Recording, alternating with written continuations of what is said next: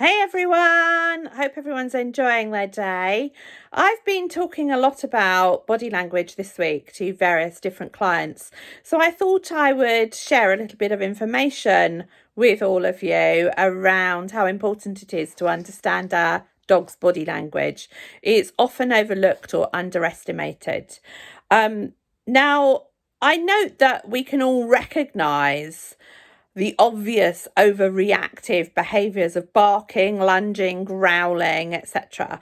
But often owners are not aware of the behaviours that your dog will display before he feels the need to start shouting. So learning our dog's body language will absolutely help you to see what your dog is telling you long before he gets to that stage where he has to shout. Dogs communicate discomfort, unhappiness, fear, anxiety, etc. in many subtle ways, and they go through a traffic light system of telling us of how they're feeling. What we want to do is mostly keep our dogs in what I call the green zone, and we want to be aware if they're going up into the amber zone, because we certainly want them not to get into the red, which is where they're shouting at us. So what I ask owners to do is consider what your dog does before he overreacts. So, for example, does his mouth go from perhaps relaxed and open to closed? Does his ears go forward or a little bit more erect? Does his tail start to come up? Does it go straight up in the air and stiff? Body language is like a sentence, and specific body parts are words. I would say the whole body will tell you a story if you're able to understand body language. Seeing how your dog communicates with his body language is a complete game changer.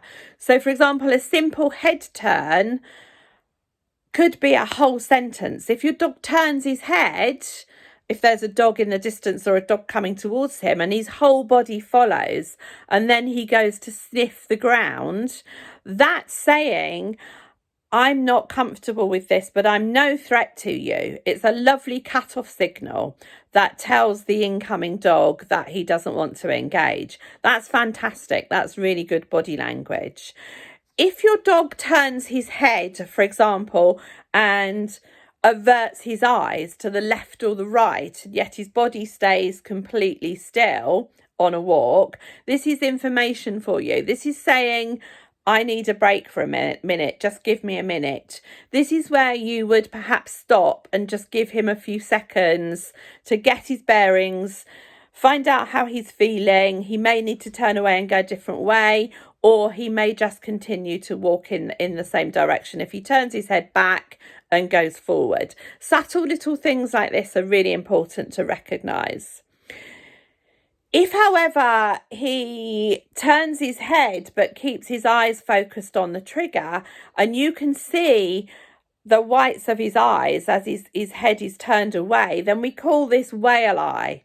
And what that means is your dog is really quite stressed at that point, and he needs to be removed from that situation as quickly as you can to prevent him from going right up into the red zone where he's going to react. You need to get your dog out of there. So when he's on high alert, he might face forward and hold his head high. If you observe him doing this, he might be smelling or listening to something of concern or interest. If he dips his head low and sideways, he might again be communicating fear or concern. These are just a few of the little examples of how important it is to be able to read what your dog is saying to you quite early on, and how important his body language really is.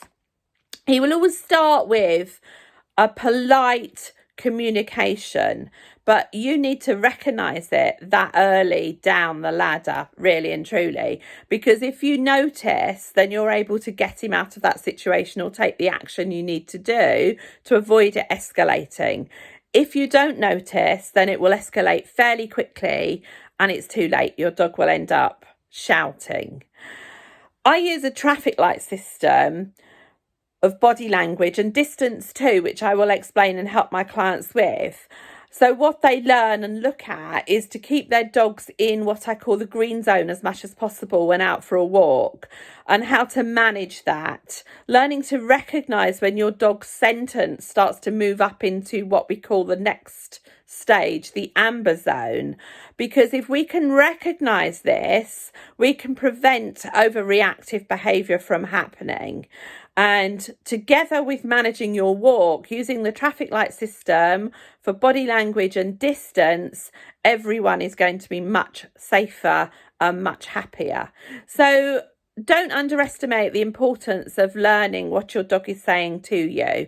We're very verbal creatures and they're very visual creatures. And that's where that block comes in. They seem to be a lot better at communicating with us than we are with them.